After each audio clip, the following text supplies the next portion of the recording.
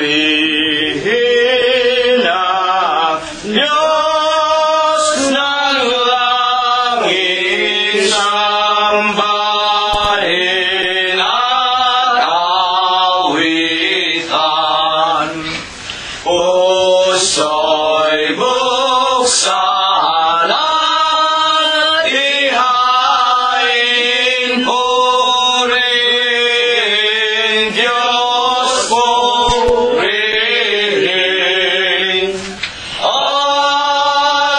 Alleluia, alleluia, lapit sa hari natin. Purihin luwal at biyaya at liligtas sa ating nagugupiling sa sanay hahamuin.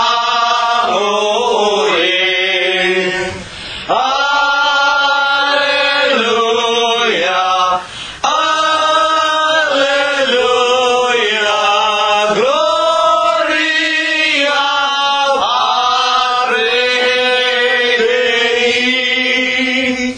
Ang Diyos ay naghihintay, siya ay nauuhaw. Dulugin,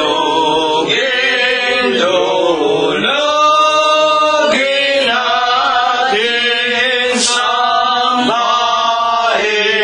dumalangin.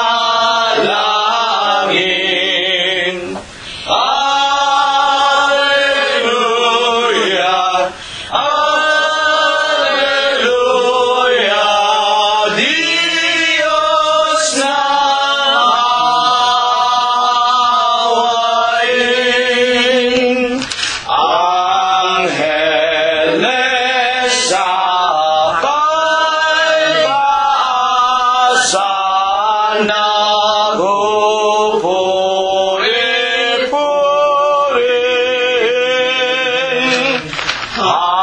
Halina mga kapatid sa templo ng amang Diyos.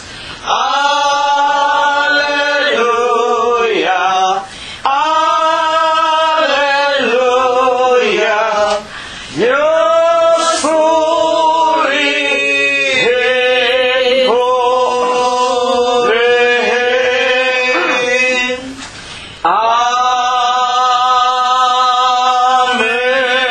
Amen. Purihin ninyo ang Panginoon. Purihin ninyo ang Panginoon mula sa mga langit. Purihin ninyo ang Diyos sa kanyang mga kaitaasan. Purihin ninyo siya, ninyong lahat niyang mga anghel. Purihin ninyo siya, buo niyang mga hukbo, mga hari sa lupa at lahat ng mga bayan, mga pangulo at lahat ng mga hukom sa lupa, mga binata at gayon din ng mga dalagang, mga matatanda at lahat ng mga bata. Purihin nila ang pangalan ng Panginoon, sapagkat ang kanyang pangalang mag-isa ay nabunyi, ang kanyang kalwalatian ay nasa itaas ng lupa at ng mga langit. Purihin natin ang pangalan ng Panginoon. Magsiawit tayo sa Diyos ng mga bagong awit at ng kanyang kapurihan sa kapisanan ng mga banal, sapagkat ang Diyos ay nalulugod sa kanyang bayan. Kanyang pagagandahin ang kaligtasan ng mga maamo. Purihin natin ang pangalan ng Panginoon. Purihin natin ang Diyos sa kanyang santuaryo. Purihin natin siya sa langit ng kanyang kapangyarihan. Purihin natin ang Diyos dahil sa kanyang mga makapangyarihang gawa. Purihin natin ang Panginoon ayon sa kanyang marilag na mga kadakilaan at purihin ng lahat ng mga bagay na may hininga. Purihin nila ang pangalan ng Panginoon. Amen. Amen. Ipagpapatuloy po natin, mga kapatid, ang pagpapailang lang natin ang bunga ng ating mga labi na pumupuri, sumasamba, lumuluwalhati sa pangalan ng Panginoong Jesucristo. Una po nating awitin ang bilang 42 sa atin pong mga himnaryo. Pasalamat ang siyang hinahanap, ihandog ng lahat, ito lang ang tanging maibabayad sa kanyang paglingap,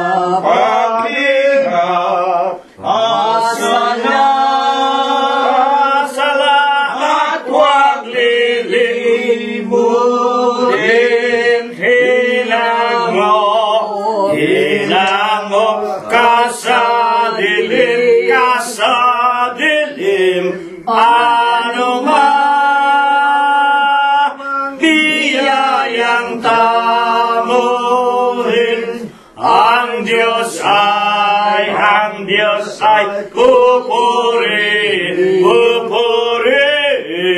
sa iglesia nang ikaw ay tawagin, naligtas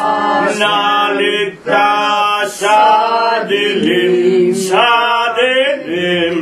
buhay sa mundo ay lipos ng dilim. O amay, kukupin, pasalamat wag lilimutin, hinango ka sa dilim, ano man biyayang tamuhin, ang Diyos ay pupurihin, walang maigaganti sa Diyos Ama, liban sa awitan, pasalamatan natin papurihan hanggang sa libingan, pasalamat wag lilimutin,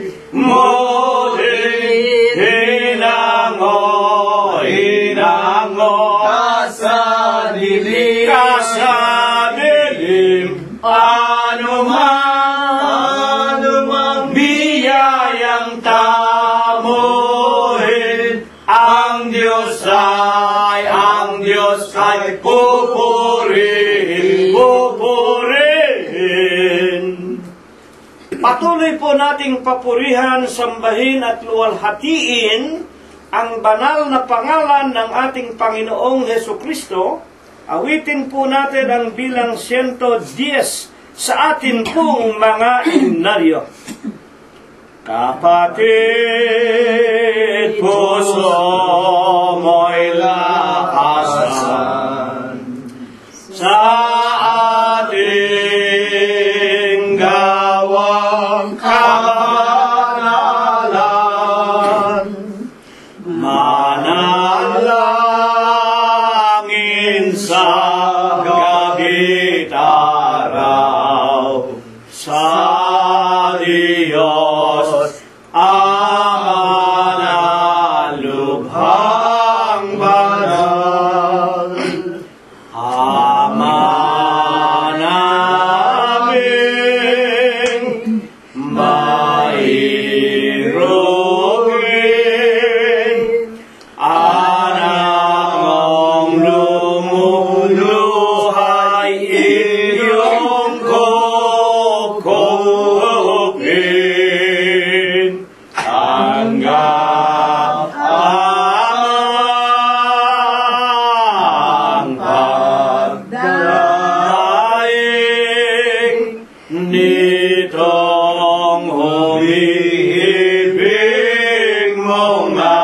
alipin. O Amang makapangyarihan, Ikaw po ay tinatawagan upang kami wag nang maligaw sa landas ng katotohanan. Ama naming mairugin, anak mong lumuluhay iyong kukupin. Tanggap, Ama, ang pagdaing nitong humihibig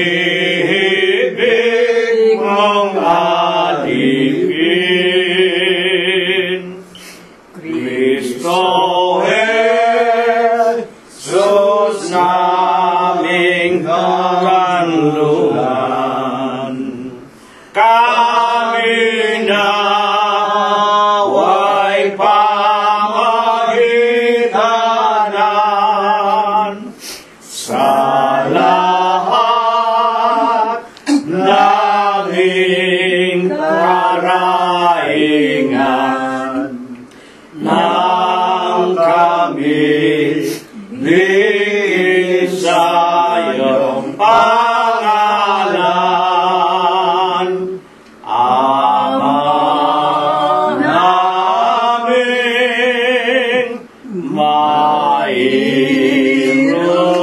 mairugin, anak mong lumuluhay iyong kukupin. Tanggap, ang pagdaing nitong humihibig mong alipin. Purihin ang pangalan ng ating Panginoong Hesukristo. Huling awit, mga kapatid, unang estropa at koro po lamang ng bilang 101 sa ating imnaryo. Tatayo po tayong lahat at pagkatapos po, ititiklop natin ang ating mga tuhod. Sa malawak na lawag ng kating kabuhayan, awang lungkot, dusa at kabagabagan, ang gawin ay kabaka sa ating kalagayan. Si Jesus ngayon ang ating kanlungan. Lapit tayo siya sa tawag na mayroon. Si Jesus ang timbulan, nang sa kanya'y susunod. Anyaya'y pakinggan mo, nang sa puso'y pumasok, upang maging alagad niyang lubos. Dakilang Panginoon po naming Diyos, Amang banal na lubha ka pong kagalang-galang, Ikaw po ay Diyos na sadya ka pong kapita-pitagan. Amen. Nag-iisa ka pong Diyos na buhay. Ikaw po ang may-ari. Ikaw po ang lumalang ng lahat ng mga bagay. Ang Diyos na pinaka-makapangyarihan ka po sa lahat. Ama, na sakbibi ka sa iyong pag-ibig.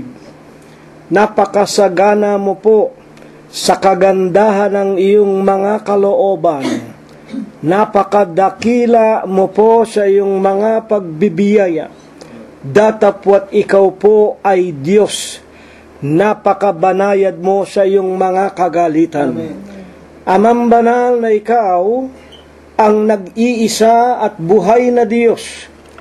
Pinagtapatan ka po at pinaglingkuran hanggang kani-kanilang mga kamatayan ni Abraham, ni Isaac at ni Jacob ng iyong mga banal na propeta sa bayan ng Israel. Naawa ka rin po at nahabag. Tinawag mo ang aming ama at ang aming ina. Pinagtapatan ka po nila hanggang kani-kanilang mga kamatayan. Panginoon, sa banal, malinis, sakdal mong pangalang Kristo Jesus, masusumpungan mo po muli kaming lahat. Una na nga po dito sa iyong hamak at dampang tahanan sa Los Angeles, California, nagtitiklop kami ng aming mga tuhod. Gayon din po sa tahanan ng bawat lalaki at mga babae na idinaragdag mo po sa bilang sa araw-araw upang aming mga kaibigan na nakikipag-aral ng iyong mga palatuntunan.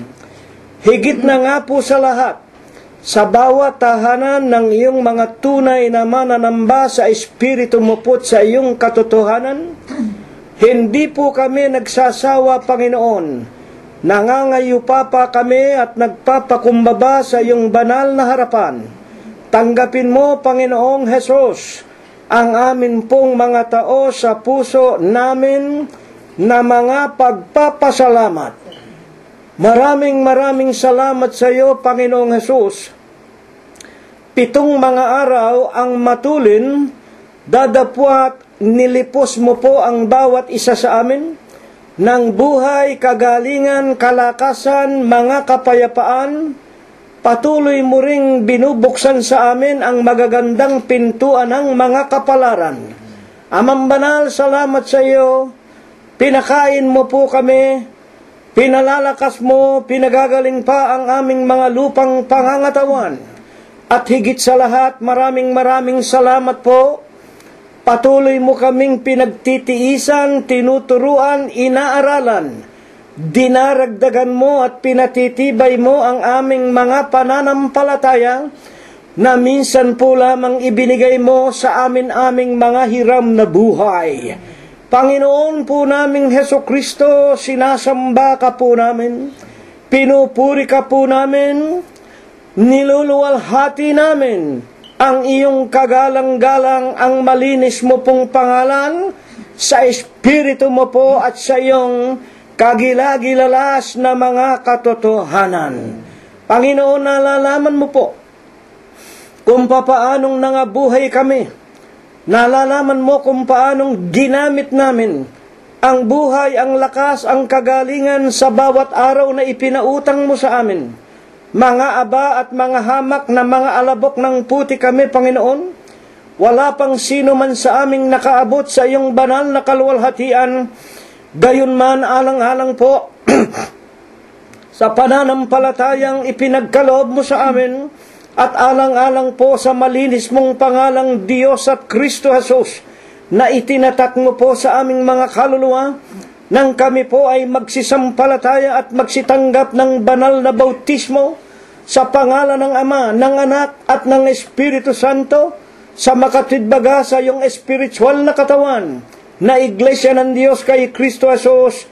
Ama naming Diyos, nakikiusap kaming patawarin mo po kami sa lahat po ng aming nagawang mga kasalanan. Amen. Ama manal, ipinagpapasalamat din namin sa iyo maging ang aming mga anak, ang aming mga manugang, mga apo, kasangbahay at mga kamag-anakan sa laman. Higit na nga ang aming mga minamahal na mga kabyak ng puso na ibinigay mo sa amin. Sila mang lahat hindi mo po pinabayaan. Una na nga silang lahat na naroroon pa sa aming inang bayang Pilipinas. At hindi po kakaunti ang sa kanila'y nangangalat sa malalayong iba't ibang dako nitong napakagulo at mandarayang sanglibutan. Maraming salamat po at dalangin namin, Panginoon, kung papaanong kami sa dakong ito ng Los Angeles, California, hindi mo pinagkukulangan, hindi mo po pinababayaan. Gayon din ang panalangin naming ipinararanas mo rin po sa kanilang lahat sa bawat sandaling nagdaraan sa ibabaw nitong napakagulo at mandarayang sanglibutan. Amen. Ama naming Diyos, sa umagang ito, kasangkapanin mo sanang muli ang dalawa sa iyong hamak na alipin. Banalin mo po ang kanilang mga puso, linisin mo po ang kanilang mga kalooban. Itulad mo sana sa iyong mga unang mga banal na mga propeta. Inilagay mo sa kanila ang iyong aral, ang iyong utos, ang iyong banal na mga palatuntunan. Sa huling araw na ito, hindi man karapat-dapat, tulungan mo ang dalawa sa iyong hamak na lingkod. Tulungan mong sila'y makapagsalita ng katotohanan lamang. Linisin mo po sila, Panginoon, at bigyan mo nawa ng bisat kapangyarihan ang kanilang tinig kung mapakinggan ang lahat ng iyong mga tupa na nangangalat sa iba't ibang dako ng sanglibutan. Bigyan mo ng bisa at kapangyarihan. Magbigay sa kanila ng kaalaman at katotohanan tungo sa kanilang mga ikabubuhay, hindi lamang sa buhay na ito. Kung hindi, Amang Banal, tawagin mo rin sila at ilagay mo sa iyong banal na iglesia, makasama naming makapasok sa ipinangangako mong buhay na walang hanggan. Ama, habang kami ay nakikinig, hihipuin mo po ang bawat isa sa amin. Pagagalingin mo ang sa amin pinadaratnan mo ng iba't ibang karamdaman. Bibigyan mo sana, Amang Banal, ng kalutasan ang mga pagsubok, ang mga suliranin na nararanasan ng bawat isa sa amin sa araw-araw ng aming mga hiram na buhay. At sa iyong paghipo sa amin, huwag mong kalilimutan ang patuloy ng sa amin tumatanda at nanghihina. At nalalaman namin, malapit na rin kami sa araw ng aming mga kamatayan. Una na nga ang iyong hamak na alipin, gayon din ang aking kabiyak, si kapatid na Rosita, si kapatid na Prospero at kapatid na Glenda, si kapatid na Concepcion Tenedero, si kapatid na Floro, gayon din maawat mahabag ka kay Prospero Gonzales Jr. Tutulungan mo rin po si kapatid na Mercedita at Robert Heine. Hindi mo pababayaan si kapatid na Ekspektasyon at si kapatid na Rogelio. Gayon din po si kapatid na Mirna. At sumasamo kami't dumadalangin sa iyo na nawa, Amang Banal, dagdagan mo pa kami ng maraming mga araw, ng maraming mga taon, hindi upang gugulin sa kalayawan at kalikuan, masumpungan mong pilit naming ipinaglilingkod sa iyo ng aming buong puso, buong lakas, buong isip, hanggang aming mga kamatayan. Amen. Ama, kahabagan mo rin ang bawat tahanan, mga mumunting ari-arian ng iyong mga hamak na mga alipin. Huwag mo sanang ibigay sa mga sunog, sa mga lindol, sa malalakas na ulan, sa mga baha at sa mga daluyong, sa kamay ng pamahalaan, sa mga digmaan, at sa maraming mga taong may madidilim na mga puso at kaisipan. Ama, ang lahat ng ito, sinasampalataya na namin. Dinirinig mo po sa iyong kaharian sa langit. Ito po ang iyong ibabasbas sa amin. Ito ang iyong gagawin at i-bendisyon sa amin. Sa pangalan mong Kristo Jesus, magmula po ngayon at magpakailanman. Amen. Sa inyo pong mga kapatiran sa loob at ng ating pong banal na Iglesia ng Diyos, kay Kristo Jesus, at sa marami po naming mga kaibigang nakikipagtyaga at nagnanasa ng kanyang tunay na katotohanan at kaliwanagang nagmumula po sa Diyos. Sa inyo pong lahat, payagan po ninyong batiin ko po kayo ng isang banal na kapayapaan. Purihin ang pangalan ng Panginoon. Salamat po at muli tayong pinagniig, pinagsama-sama ng ating dakilang Diyos. At sa umaga pong ito'y muli po kaming nag-aanyaya sa inyong lahat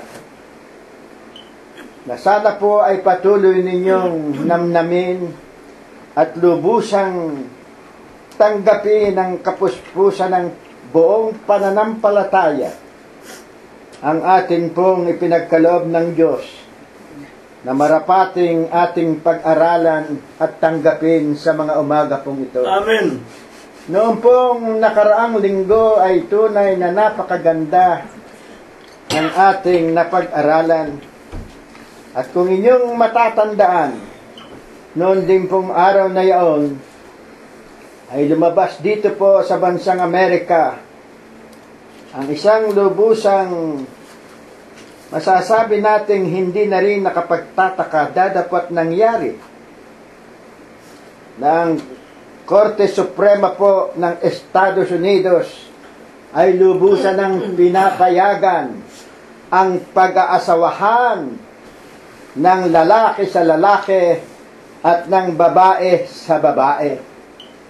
Alam po ninyo, sa banal na kasulatan, sa aklat po ng Roma, sa unang bahagi pa lamang po doon, even in the very first chapter of the said book of Romans, ang tuwirang pagnanasa ng Diyos na kanyang ipahayag, ang kanyang kagalitan, ang kanyang karumal-dumal na pagtingin sa mga lalaki na nakikiapid sa kapwa lalaki at sa mga babae na nakikiapid sa kapwa babae. Dadapat ito po ay dumating na dito sa bansang tinatawag na puspos ng tinatawag na liberty o ng tinatawag na kalayaan. At sa bansang Pilipinas, nabasa po rin po natin at nakita sa mga telebisyon Una pa rin. ang napakaraming nakikisang-ayon. Kami lubusang nagtataka, nagpahayag ang tinatawag na Iglesyang Kinagisnan. At nakita ko pa yung kardinal ng Maynila sa telebisyon po. Nakataas pa siguro yung Biblia nila na sinasabi at pinaninindigan na labag nga raw po sa Diyos ang nasabing batas. Dadapot ako po ay nagtaka nang mayroon palang pasubali ang kanyang sinabi na pag-aaralan pa rin daw po nila kung pwede pa rin tanggapin ang tinatawag na batas ng tao nang nauukol nga po doon sa pag-aasawa ng pareho ng sex. Sa umaga pong ito, hayaan ninyong tumuloy po tayo sa pinagkaloob po ng Diyos na ating pag-aralan sa umagang ito. At ito po ay ang nasa saad sa aklat po ng Ebanghelistang si Mateo sa Kapitulo 16 at ang bersikulo po ay 19. Hayaan ninyong basahin ko po muna sa wikang Ingles, King James Version. And I will give unto thee the keys of the kingdom of heaven, and whatsoever thou shalt bind on earth shall be bound in heaven, and whatsoever thou shalt loose on earth shall be loosed in heaven. At sa atin pong wikang Tagalog, ibibigay ko sa iyo ang mga susi ng kaharian ng langit. Amen. At anumang iyong talian sa lupa ay tatalian sa langit. At anumang iyong kalagan sa lupa ay kakalagan sa langit. Amen. Ito po mismo ay tuwirang pananalita po na nagmula sa labi ng ating Panginoong Hesukristo. Kaya nga po, ang ating maitatanong, sino po ba naman ang kinamulatan ng halos lahat ng mga tao? Lalo na nga po dyan sa iglesyang kinagisnan. Na ano po, na sa talata kong ito ay kinakausap ng ating Panginoong Hesukristo at ang kanilang lubusang paniniwala sa katotohanan ito ay nauukol sa taong kanyang kinakausap. Sa pagpapatuloy po ay ganito ang ating mababasa sa iba pa po ng Mateo 16:19 at ito po ay ang 16:18. At sinasabi ko naman sa iyo na ikaw ay Pedro at sa ibabaw ng batong ito, tandaan po ninyo, at sa ibabaw ng batong ito, first person na po iyon, sapagkat nang sabihin po ng ating Panginoong Hesukristo, yaong katagang, at sinasabi ko naman sa iyo, second person, itinuturo si Pedro, at sa ibabaw ng batong ito, Third person. di ito na nga po ngayon, itinuturo na po ang kanyang sarili, ito ay itatayo ko ang aking iglesia. Dito po, pakaunawain po natin ang talatang ito. Natuwirang nang sabihin ng ating Panginoong Jesucristong, at sa batong ito ay itatayo ko ang aking iglesia. Literal na literal po dapat nating maunawaan. Sa kanya mismo niya iniuukol yaong pagtatayo ng kanyang iglesia. Ano pa ang kasunod na talata? At ang mga pintuan ng Hades ay hindi magsisipanaig laban sa kanya. Amen. Ang atin pong nararapat na itanong, basahin po muna natin sa wikang Ingles. Baka po sabihin ninyo ay naiiba sa wikang Ingles. Ganito po ang nasa sa doon. 16:18 rin po sa aklat ng Mateo. And I say also unto thee that thou art Peter, and upon this rock I will build my church, and the gates of hell shall not prevail against it. Kaya ko po binabanggit ang kahalagahan ng talatang ito, sapagkat batid po nating lahat, lalong-lalo na po dyan sa iglesyang kinagisnan, o diretsahan na sa mga Katoliko, kanila pong lubusang pinaniniwalaan, kanilang sinasampalatayanan, na ang iglesia daw pong itinayo ng ating Panginoong Hesukristo ay itinayo kay Pedro. Maling-mali po yan. Patutunayan po natin sa Biblia rin po kung sino yaong batong yaon na sinasabi ng ating banal na kasulatan o maging ng salita ng ating Panginoong Hesukristo. Pakatandaan po natin na kapag ang bato po ang pinag-uusapan, sa wikang Tagalog po kasi, ang lahat po ng tinatawag na bato ay bato. Ngayon, you can only distinguish it by simply emphasizing na maliit na bato, malaking bato. Dadapwat sa salitang English po, simpleng-simple po, meron pong tinatawag na kapag ka maliit, meron pong tinatawag na simpleng stone. Dadapwat, meron din pong tinatawag na pebbles, yung mga maliliit na bato. At kapag malaking bato po, ito po masasabi na nating galabundok, malalaking mga bato, at ang tawag po sa wikang English doon ay rock. Kaya nga po, nang sabihin ng ating Panginoong Jesucristo sa kanyang sarili na upon this rock, hindi po niya sinabing upon this stone.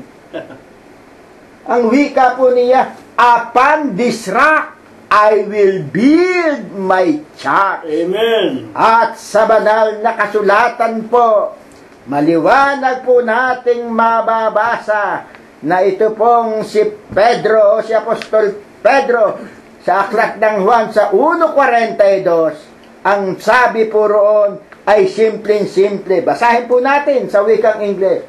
Sa John 1:42. And he brought him to Jesus. And when Jesus beheld him, he said, Thou art Simon, the son of Jonah. Thou shalt be called Cephas, which is, by interpretation, a stone. Amen. Maliit na bato po. Hindi po maaaring rock.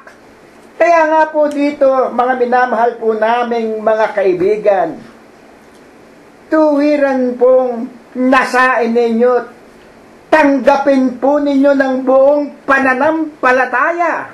Hindi po si Apostol Pedro ang pinagtayuan ng tinatawag na iglesyang pinangako ng ating Panginoong Jesucristo. Tanong, meron pa po bang sa banal na kasulatan ay makikita po tayong nagpapatotoo at tunay na nagsasabing yaong rock na yaon ay tunay na ang ating Panginoong Jesucristo? Basahin po natin sa wikang English na rin po, sapagkat sa translation sa Tagalog ay medyo malayo po. Ano po ba ang nakasulat sa unang Korinto sa Kapitulo 10 at ang versikulo ay 4? Mga kaibigan, muli po aming ipinaaalaala sa inyo. Tayo po nag-aaral ng kanyang mga banal na salita.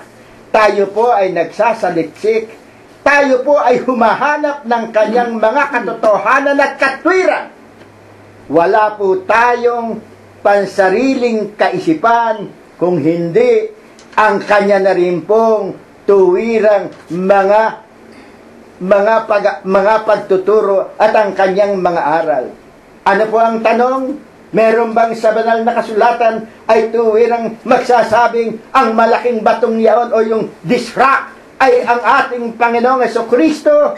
Basahin po ninyo at buksan ninyo ang inyong mga banal na kasulatan. Sa unang Korinto po, sa Kapitulo 10 at ang versikulo ay 4. Sa wikang English po, King James Version pa rin. And did all drink the same spiritual drink, for they drank of that spiritual rock that followed them. And that rock was Christ. Amen. Ngayon, sino ngayon ang susundin natin?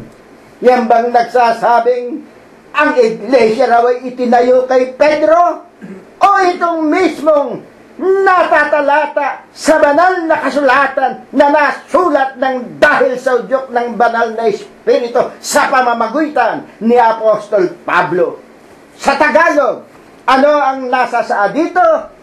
And did all drink the same spiritual drink. At ang lahat ay uminom ng parehong spiritual na inumin.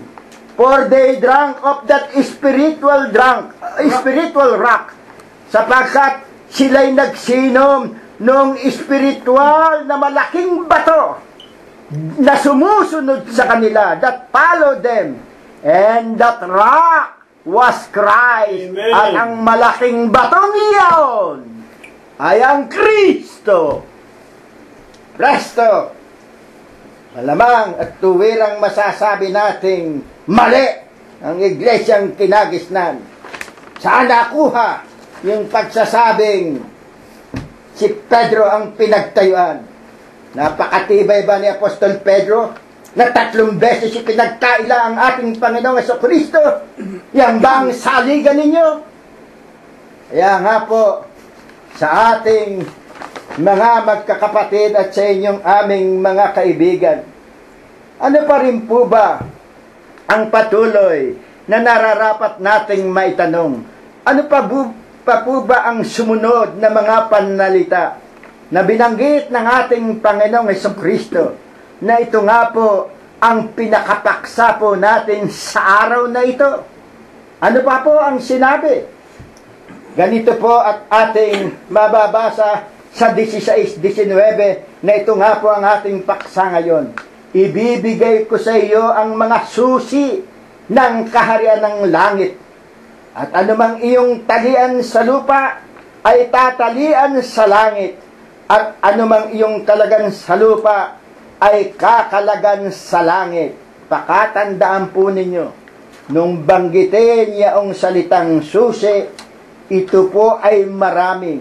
Ibibigay ko sa iyo ang mga susi. Marami. Ganon din po naman yaong mga pantali. Kakalagan at pagkatapos tatalian. Ayon pa rin po sa apostol na katulad ni Apostol Pablo.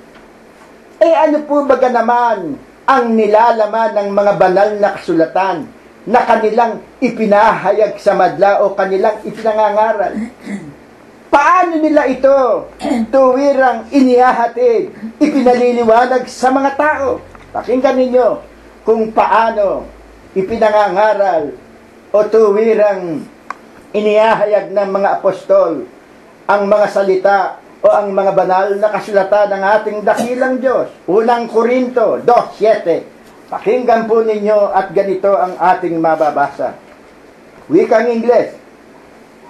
But we speak the wisdom of God in mystery, even the hidden wisdom which God ordained before the world unto our glory. Sa wikang Tagalog po, paano po ipinangangaral ng kanyang mga lingkod? Ang wika po, ngunit sinasalita namin ang karunungan ng Diyos sa hiwaga, yaong karunungan na itinalaga ng Diyos. Diyos po ang nagtalaga. Bago nilalang ang sanlibutan sa ikalulwalhati natin, Amen. sa ikabubuti natin.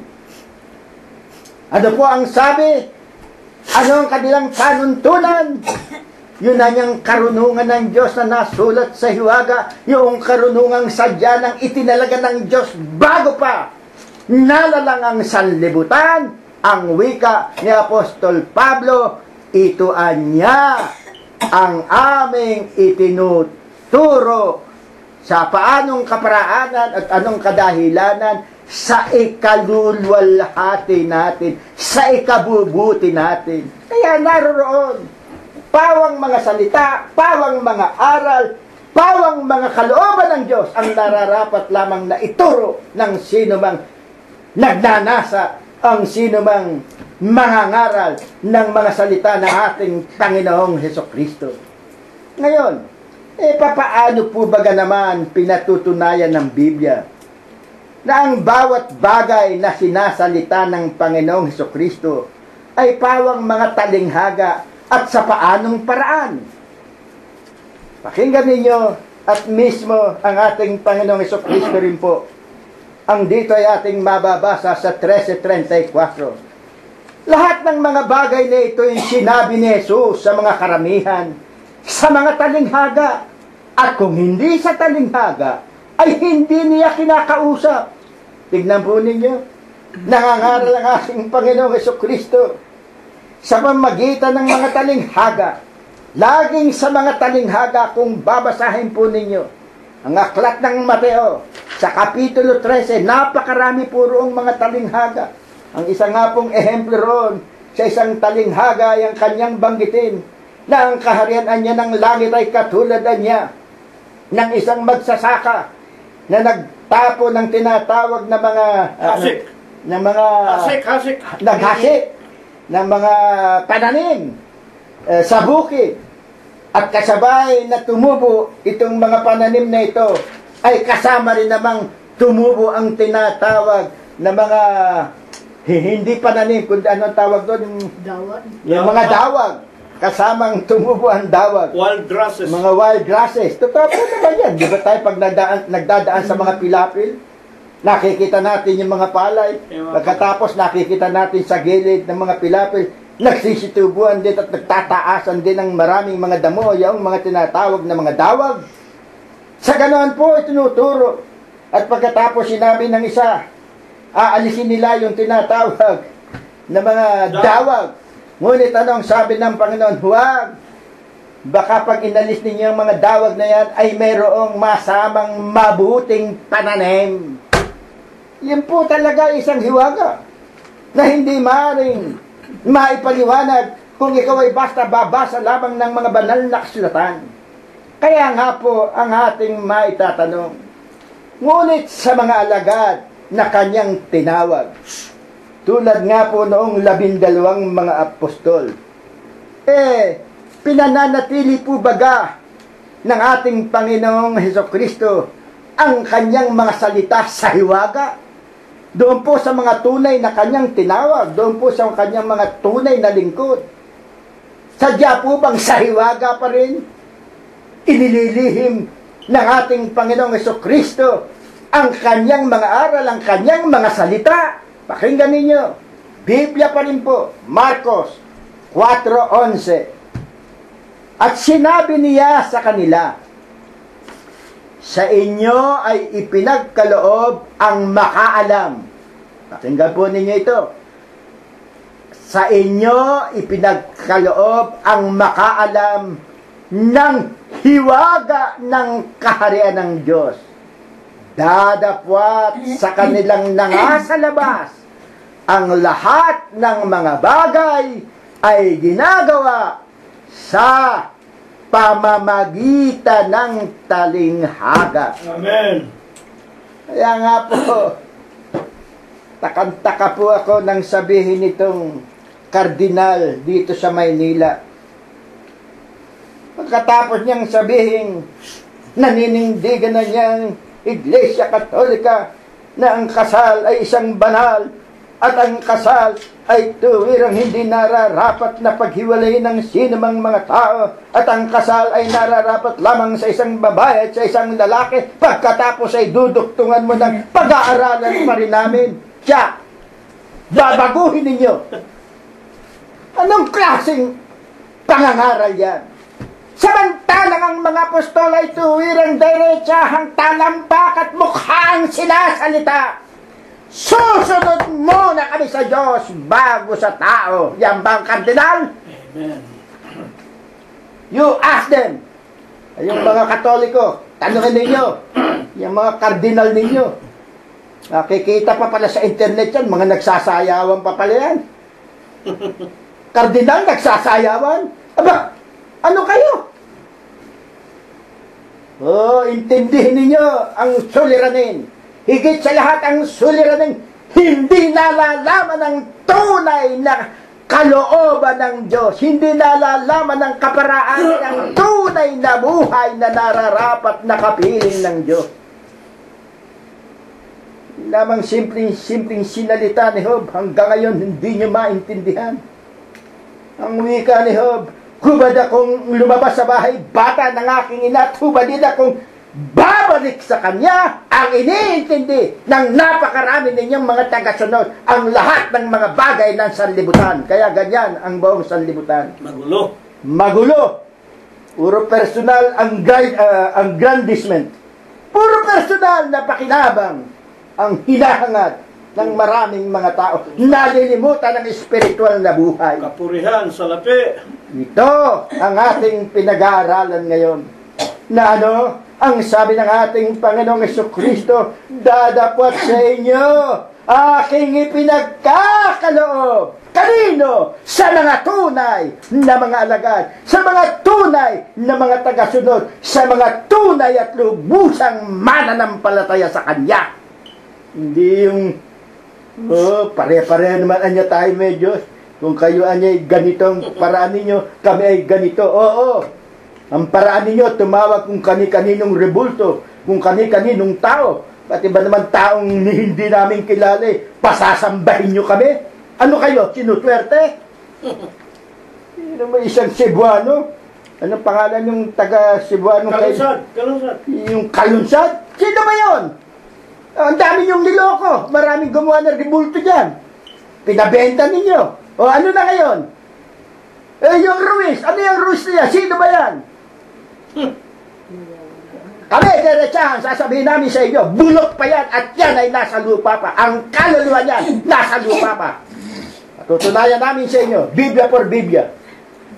Hindi yung daldal kayo ng daldal, yung kanyang kaluluwa ay kasama na ng Diyos. Ano?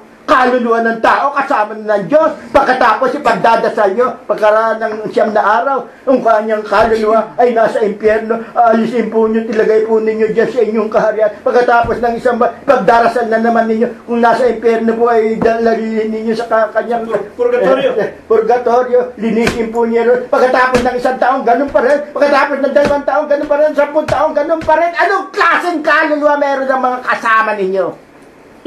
Loloko ninyo. Basahin ninyo ang aklat ng mga awit ni Haring David kung nasaan ang kaluluwa. Ang aking kaluluwa nakadikit sa alabok.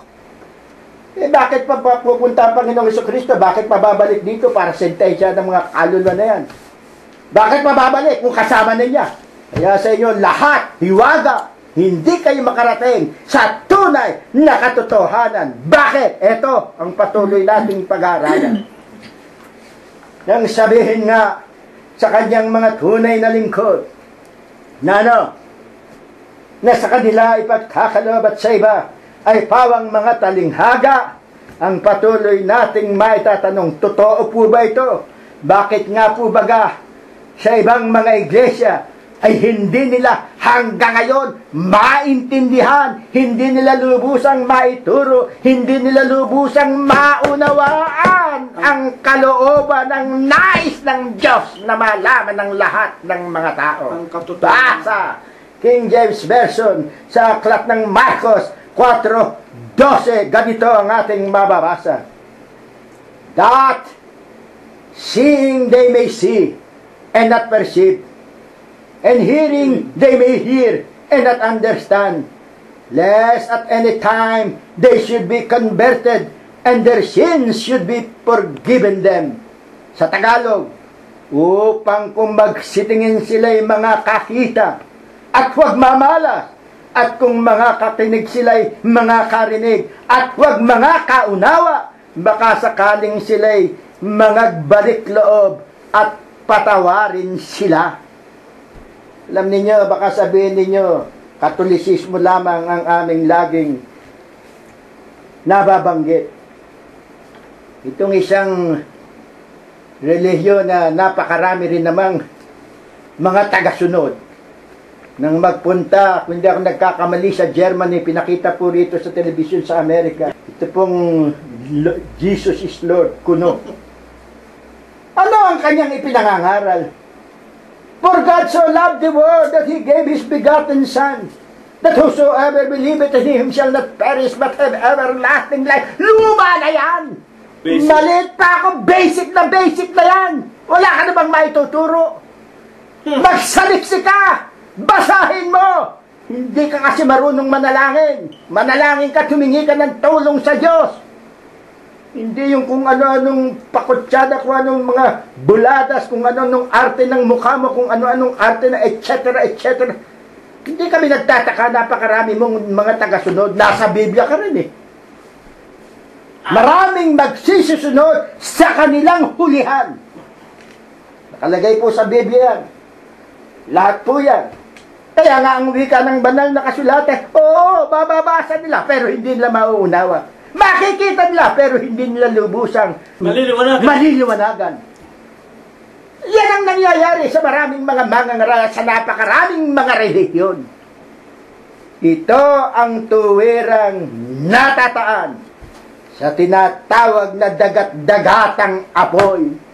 Ito ang sinasabi ng banal na kasulatan nang dahil sa kanila, umuungal ang ating kalaban. Tuwirang nagdadala ng kadiliman, hindi makita ang kaliwanagan ng katotohanan ng ating Panginoong Hesukristo. Ngayon, sa mga huling talata ng inyong abang lingkod, sinasabi ng banal na kasulatan, sa inyo ipinagkaloob ang makaalam. Paano po ito nangyayari? Madalas naririnig nyo sa amin na ang aming ipinangangaral ay kaloob ng Diyos. Totoo po ba ito? Hayaan ninyo. Mga kapatid namin, babasahin ko po sa inyo Dito rin po sa aklat ng unang Korinto, sa Kapitulo 2, at ang versikulo po ay 12 hanggang 13. Pakinggan ninyo at ganito po ang nasa saad. Mga minamahal po naming mga kaibigan, paano po at bakit kami nakapangaral ng ganito? Ngunit, ating tinanggap, hindi ang espiritu ng sanlibutan, kundi ang espiritong mula sa Diyos upang ating mapagkilala ang mga bagay na sa atin ay ibinigay na walang bayad ng Diyos. Amen. Tinanggap po namin ito sa lubusang pananampalataya at sa aming lubusang paghimik ng kanyang karunungan. Amen. Ano pa po ang nasa saad sa 13? Na ang mga bagay na ito ay atin namang sinasalita. Ito po ang aming ipinangangaral. Ito po ang aming ikinabubuhay. Ito po ang aming ginagawang ehemplo. Hindi sa mga salitang itinuturo ng karunungan ng tao. May narinig ba kayong tinuro namin na si Don ganito, yung milyonaryong si ganito, sundin natin si ganito? May narinig ba kayong aral namin nagmumula sa aming bibig? No! Ang wika dito na ang mga bagay na ito ay atin namang sinasalita. Hindi sa mga salitang itinuturo ng karunungan ng tao, kundi sa itinuturo ng Espiritu na iniwawangis natin ang mga bagay na ayon sa Espiritu sa mga pananalitang ayon sa Espiritu. Ngayon, sabihin pa rin ninyo, tatanungin ninyo sa amin, puro kayo salita ng Espiritu, pinangangaral ninyo. Nasaan po ang Espiritu? 6:63, aklat po naman ng Juan. Pakinggan ninyo. Kaya kami po ay nagsasaliksik, basa kami ng basa ng mga talata ng banal na kasulatan. Pakinggan ninyo ang wika po rito. Ang Espiritu nga ang bumubuhay. Sa laman ay walang anumang pinakikinabang. Ang mga salitang sinasalita ko sa inyo ay pawang Espiritu at pawang buhay. Amen. Pag nagbabasa po kami ng sita sa inyo, Espiritu po ng Diyos yun. Ibinabahagi namin sa inyo. Kaya wala kayong maipipinta sa amin. Pag pinintasan nyo kami, eto, kalaban nyo ang Diyos. Bakit? Sinusunod po namin letra por letra. Principle by principle. What the Lord desires in preaching His holy book. Wala po kaming tinatalikuran. Sinasaliksik po namin. Hindi po kami nagbabasa pa ng ibang libro. Wala kaming we do not quote people in their own knowledge or etc. Because of their prominence or whatnot. No. We are preaching the very words of God because that is His Holy Spirit that is within us. Kaya nga po, sa huling talata na aking babasahin sa inyo, bakit ang napakaraming mangangaral? Puro suntok sa buwan. Puro wala kang makitang Espiritu. Puro mga magdasal ka ng 100 paulit-ulit. Puro maglakad ka anya ng patalikod. Maglakad ka anya ng nakaluhod. Puro, ano yun siya? Yung penitensya. Magpakahirap ka anya. Ganyan ganito, ganyan ganito. Ano po ang tuwirang sinasaad ng banal na kasulatan? Bakit ganoon itong mga mangangaral na ito? Basa. 2 at ang versikulo 14. Dito rin po sa aklat ng Korinto. Pakinggan ninyo. Ngunit ang taong ayon sa laman, ito po yung nangangaral ng nauukol, yung nakikita sa laman, yung mga bagay sa laman.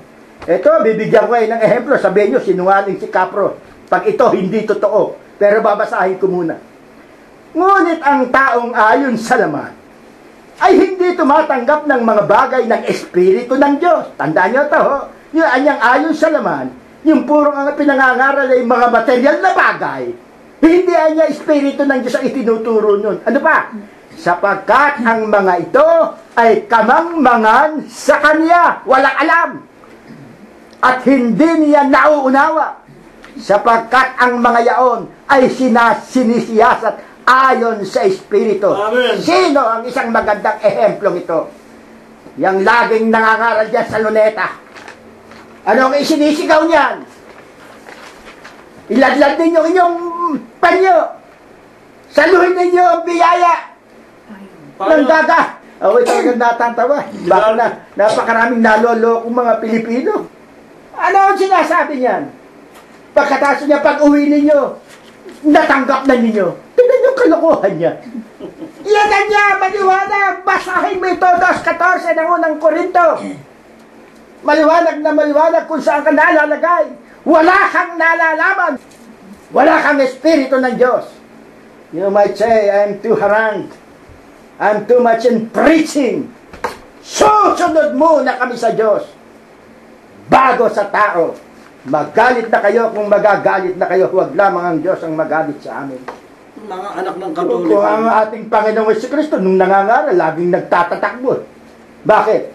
Siya sasaktan ng kanyang pinangangaralan eh. Kami pa. Babatuhin siya. Pagbabatuhin ng ating Panginoong Jesucristo eh. Nagtatago. This is the time to accept the bitter truth of salvation. Kung bagamat ito ay mapait, ito po ang katotohanan ng nagdadala sa atin sa buhay na walang hanggan. Kaya sa inyong aming mga kaibigan, first, if I have had some feelings, dahil kung minsan po, meron mga nakikinig sinasabing, igalang mo naman ang aming santo. Paano namin igagalang ang kadiliman, ang wika ng banal na kasulatan? Anong pakikisama mayroon ang nasa kadiliman sa kaliwanagan? Sa demonyo ho yung mga ribulto nyo, ano kayo? Magalit na kayo, magagalit. Pero mo ang sabi ng Diyos, huwag kang gagawa ng anumang bagay na nasa ilalim ng langit, etc., etc. Exodus, Kapitulo 20, basahin ninyo. Puro hanggang sinunod. Tapos, kayo siyang ba kayong rebulto? Papasok ka pa lamang ng simbahan, may rebulto nang nakatayo. Pagpasok mo ng simbahan, meron ka pang tubig na sasawsawan. Kung sino-sino mga sumasawsaw doon.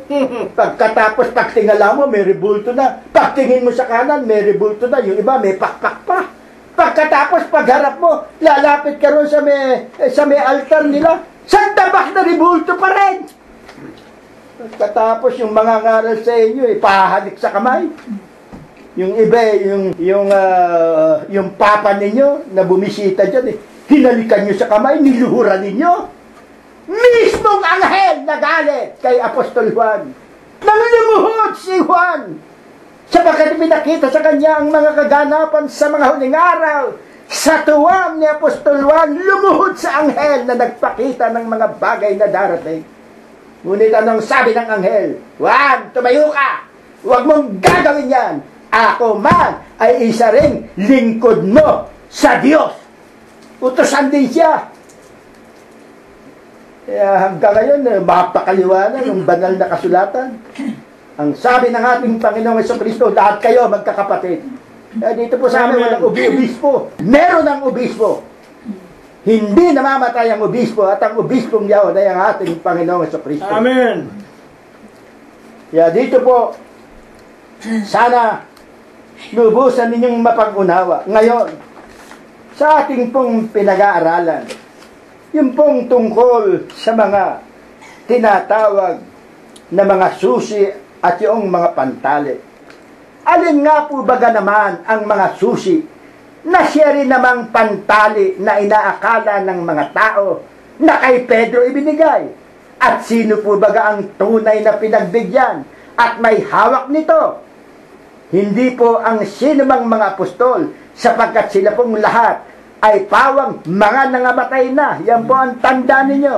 At ito pong bahagi ito, ang sa kalooban ng Diyos, titindig o ititindig, ipaliliwanag sa kalooban po ng Diyos, sa tulong ng Diyos, ni kapatid na Cirilo Gonzales Jr. Atin pong patuloy na purihin, sambahin, pasalamatan ang Panginoong Jesus na nagbigay po ng Espiritu kay kapatid na Prospero upang buong tapang, buong lakas ng boses na kanyang maipahayag ang katotohanan sa lahat ng mga tao na tinatawag ng Diyos.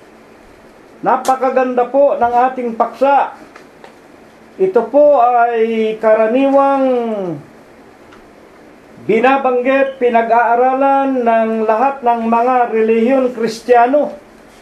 Mateo 16:19, ibibigay ko sa iyo ang mga susi ng kaharian ng langit, at anuman na iyong talian sa lupa ay tatalian sa langit, anumang iyong kalagan sa lupa ay kakalagan sa langit. Ipinaliwanag po una-una ni kapatid na Prospero kung ano ang puno at dulo na pinagmulan nitong talatang ito.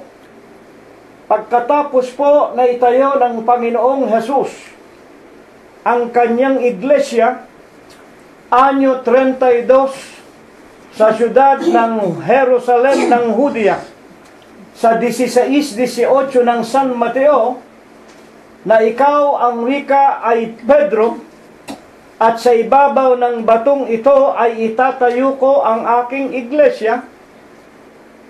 Kasunod po noon, ibinigay din ayon sa ating pag-aaral ang mga susi na siyang pinakatali din naman. At ang wika ng Panginoon, ang tatalian mo sa lupa ay tatalian sa langit, ang kakalagan mo sa lupa ay kakalagan din naman sa langit. Ngunit, ang tinatawag na mga iglesia, pangunahin na nga, ang iglesyang kinagisnan, ang Iglesia Apostolika Katolika Romana, ang kanilang pagkakilala, una-una ang pinagtayuan daw ng iglesia, walang iba kung hindi si Pedro. Doon lamang po ay nagkakamali na sila, sapagkat yung bato na tinutukoy ay roka maski sa Bibliang Kastila, roka, sa Ingles, rock, mga tagapakinig, malaking bato. Samantalang ang Pedro, ang ibig sabihin ay maliit na bato. At kung hanggang ngayon, 2015, ang pananampalataya ninyong mga Katoliko, huwag kayong magagalit sa amin. Kung ang kaluluwa ninyo nakatayo kay Pedro, sa lahat ng tao, kayo ang kahabag-habag. Sapagkat si Pedro po, malaunang patay. Si Pedro po, natutulog sa alabok ng lupa. Si Pedro, naghihintay din ng ikalawang pagparito. At pagkatapos nga po ay sinabi ng Panginoon, ibinibigay ko sa iyo ang mga susi ng kaharian ng langit. Kanila ring sinasabi nitong mga Iglesia Apostolika Katolika Romana na si Pedro ang may hawak ng susi ng kaharian ng langit. Kaya nga po dyan sa Quiapo, si Apostol Pedro, unang-una sa unang tinatawag na estatwa, pagpasok mo sa bakod lamang ng Quiapo at sa mga simbahan, mga katedral, lalo na nga sa Roma, sa Basilica, ang unang estatwa na bubulaga sa atin, ang estatwa ni Pedro, merong tinatawag na wika nga sinturon at maraming susi, at merong panghawak na manok. Kaya nga si Pedro ginawang santo ng mga sabongero, at si Pedro santo ng lahat ng mga gumagawa ng susi. Mga kapatid at mga magulang, tandaan ninyo ang sinasabi namin sa inyo. Ngunit natutuhan natin ang Panginoong Hesus sa kanyang pangangaral ayon kay San Mateo ay pulos sa mga talinghaga. Kung bakit po, mga kapatid, ang salita ni Kristo ay salita ng Diyos. Ang salita ng Panginoong Hesus itinutulad po sa pinakamahalaga at pinakamahal na mga alahas. Minsan ay sinabi ng Panginoon, huwag ninyong itatapon ang mga perlas sa mga aso at sa mga baboy. Ang salita ng Panginoong Jesucristo ay dapat po na ingatan ng tao, ingatan ng mga mangangaral. Hindi lahat ng mga nangangaral ng Ebanghelyo ay talagang mga wika nga nagdadala ng salita ng Panginoong Jesucristo. Kaya nga sinasabi sa San Mateo 24:5, ang unang-unang palatandaan na sinabi ng Panginoon, mag-ingat tayo sa tinatawag na mga bulaang propeta. Magsasabing ako ang Kristo, nasa amin ang Kristo, nariyan ang Kristo, ililigaw nila ang marami. Bakit?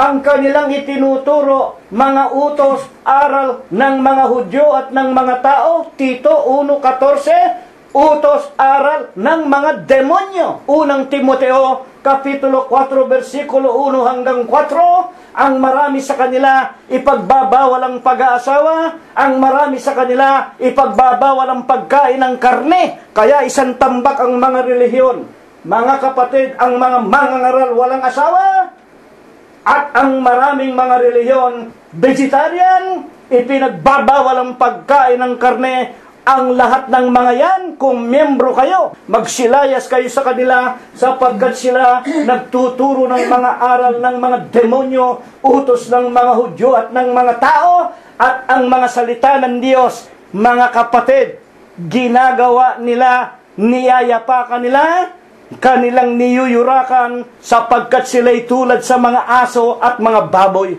Mga kapatid, kaya wag nating ilalagay, wag nating basta isasabog ang mga salita ng Diyos sa mga aso at mga baboy. Yuyurakan nila. Kaya ang ginawa ng Panginoong Jesucristo sa kanyang pangangaral, inilagay niya sa mga talinghaga. Bawat bukas ng bibig ng Panginoon, puro talinghaga, sapagkat kung bakit po ang maraming mga tao hindi mabilang sa kanilang karamihan ang wika ng Panginoon, kung bakit sa talinghaga, Marcos 4:12, upang kung magsitingin sila ay mga kakita at huwag mamalas, at kung mga kinig sila, mga rinig at huwag mga kaunawa. Bakit? Baka sakaling sila mga balik loob at patawarin sila. Ano ang ibig sabihin nito ng ating Panginoong Jesucristo? Wala na pong kapatawaran. Alin? Ang mga hindi binigyan ng pagkaunawa. Huwag kayong magagalit sa amin, mga kapatid. Huwag. Huwag kayong magagalit sa amin. Unawain ninyo ang sinasabi ng Espiritu. Ang wika ng Panginoon, baka sila ay patawarin. Ito ay tanong na nagpapaliwanag. Kung kayo, 4:12, basahin niyo, Marcos 4:12, kung kayo ay nasa labas, kung kayo'y hindi kaanib, kung kayo'y hindi nabautismohan sa pangalan ng Ama, Diyos, ng Anak, Kristo Jesus, na kung liliwanagin, kung hindi kayo kabilang sa iglesia ng Diyos kay Kristo Jesus, na katawan ni Kristo, wala kayong kapatawaran. Hindi po akong nagsasalita. Ang nagsasalita ang Biblia. Kung paano tinitiyak na ang mga hindi iglesia ng Diyos kay Kristo Jesus itatapon sa impyerno, basahin ninyo ang Efeso, Kapitulo 5, versikulo 23 at 25, ang katawan ni Kristo, ililigtas ng Panginoong Jesucristo. Ano ang katawan ni Kristo? Colossus Kapitulo 1, versikulo 18. Si Kristo ang ulo ng katawan sa makatwidbagay ng iglesia. Ano ang pangalan ng iglesia na itinayo? Anyo 32 sa siyudad ng Jerusalem ng Hudiya. Tinutularan ninyo. Alin? Ang iglesia ng Diyos na nasa Hudiya, sa Jerusalem. Anyo 32 itinayo. Sino may-ari? Kay Kristo Jesus. Unang Tesalonica Kapitulo 2 at versikulo 14.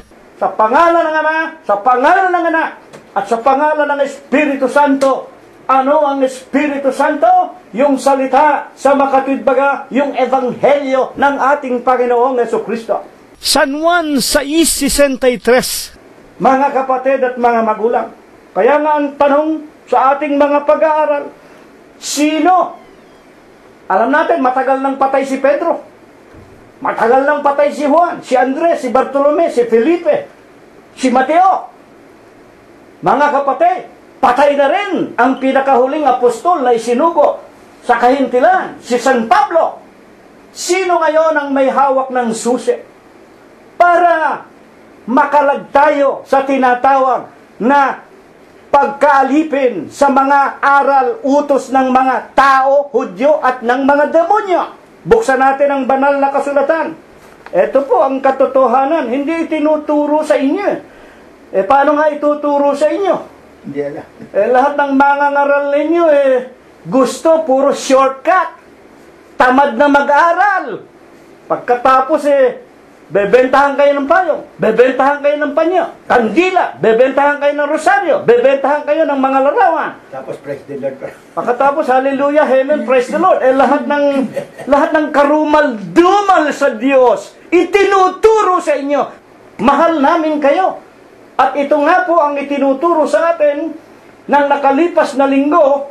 Mga kapatid, iibigin natin ang ating kapwa kung paanong pag-ibig ko, kung paanong pag-ibig ni kapatid na Prospero, kung paanong pag-ibig ng aking pamilya sa tinatawag na kani-kanilang mga sarili. Paano ang pag-ibig namin ng mga Gonzales? Gusto namin makarating sa langit. Ibinibigay namin sa inyo ang itinuturo sa amin, ang tinatawag na bago at buhay na daan, na dito kailangan magsama-sama tayo. Hebreo, sa kanyang kapitulo 10, versikulo 19 hanggang 21, sa katawan ni Kristo, dito tayong lahat lumakad. Mahal namin kayo, makinig kayo. Romanos 10:17, sa pakikinig lamang manggagaling ang pananampalataya. At sa pag-aaral, Isayas 34:16. Ano ba ang itinuturo ng banal na kasulatan? Sino ba ang may hawak ng susi? Si Pedro ba? Si Pablo ba? Ang Papa sa Roma ba? Kung ano-anong mga pangalan, kung ano-anong mga tao na nagsasabing kung hiwalay tayo sa kanilang pamamahala, hiwalay tayo sa Diyos. Buksan ninyo ang Apocalypse, Revelation, chapter 1 and the verses 18. Basahin natin sa English. I am He that liveth. Ako nga siya na nabubuhay, and was dead, at namatay, at behold, narito, I am alive forever. Ako'y nabubuhay magpakai kailanman.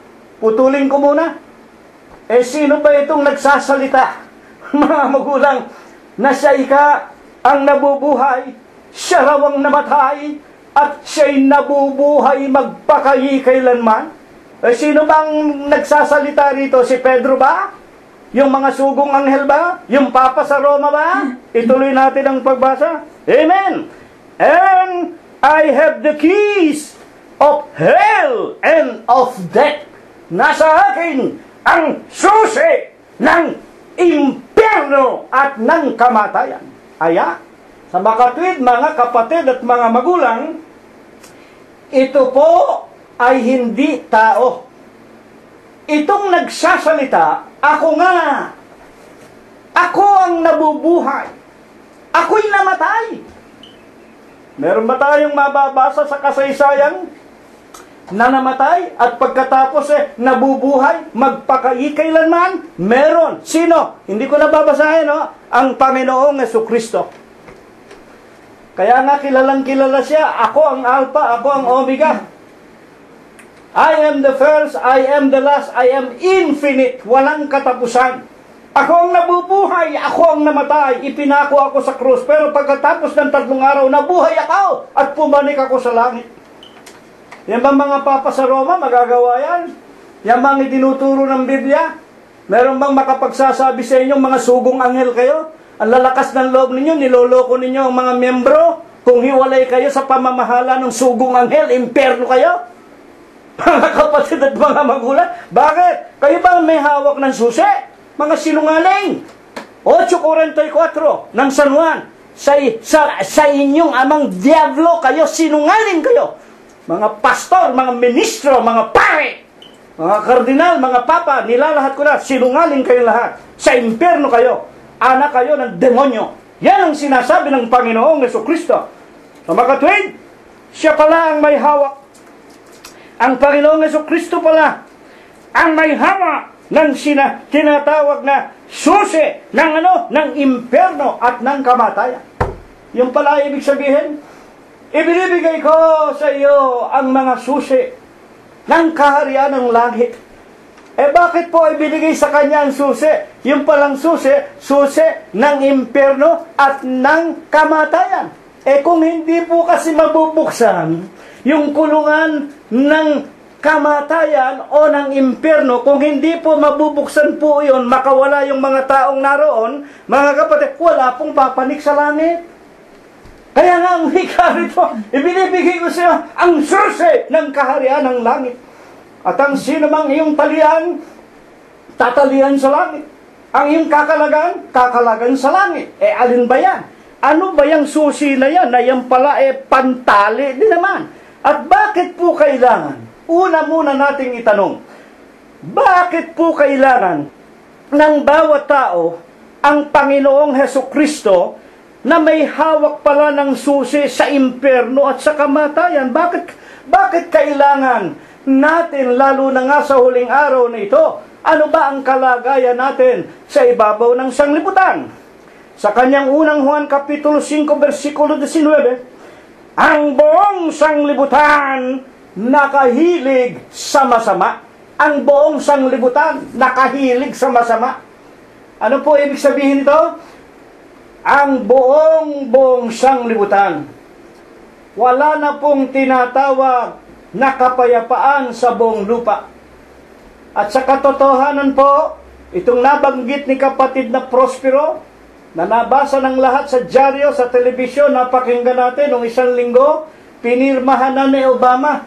Lalaki sa lalaki, pwede lang sumiping, magsiping, mag-asawa, magpakasal. At hindi lang yon, ibig sabihin dito sa Amerika, makakahingi pa ng benefit. Mabibigyan pa sila ng social security benefit. Mga tagapakinig, at kung ikaw bakla ka, meron kang nobyo sa Pilipinas, ginagawa ngayon ng mga tao, marami nang nakarating dito. Halimbawa sa Pilipinas, may nobyo na bakla rin, kunyari, dati na silang magkasama o nagliligawan, pwede nang bigyan ng maipipetition mo na, bakla o tomboy. O kayo magagalit, totoo yan. Mga tagapakinig, kaya ang sanglibutan ay nakahilig sa masama. Masamang-masama ang kalagayan ng sanglibutan. At kung kayo'y merong tinatawag na mga computer, pumunta kayo sa YouTube, ilagay ninyo yung pangalang Papa sa Roma, si Francis. Mga kapatid, nang siya'y dumalaw kailan lang sa kanyang bansa, kung hindi ako nagkakamali, sa South America, Brasileiro, taga-Brasilyata yan Aba, ipinakita ron. Yung mga kardinal kasama niya ay nagsasayaw ng rock, nagsasayaw ng... At pagkatapos, meron na silang mga pare na bakla, mga tomboy, may mga babae pang mga pare. Pagkatapos, kalaswaan ako, Diyos ko. Kaya sabi mismo ng mga Kastila, mga kapatid at mga magulang, El Servidor del Anticristo, ang tagapaglingkod na Antikristo, si Francisco na Papa sa Roma, Antichrist. Sobra na yan, mga kapatid at mga magulang. Harapan na. At siya ngayon ang maghahari sapagkat ito namang mga leader ng mga estado, pati itong Netanyahu na ito sa Israel, humahalik na rin sa kanya, itong si Obama at lahat halos ng mga presidente sa buong lupa. Meron na silang organisasyon at ang kanilang pinipilit na gawin ang wika a new world government. Isang bagong lipunan at bagong pamahalaan ang namiminuno yung Papa sa Roma. Mga kapatid, kaya ito na po ang tinatawag na kagilagilalas, kakilakilabot na mga pangyayari. Maghintay-hintay tayo ng mga ilang panahon pa, makikita na natin ang galit ng Diyos, ibabaksak na sa buong lupa, darating na ang ating Panginoong Hesukristo.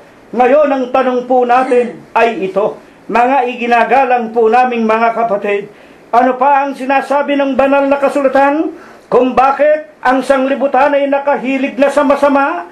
Sa Romanos 3:23, sapagkat ang lahat na nagkakasala nga at hindi na nakakaabot sa kaluwalhatian ng Diyos.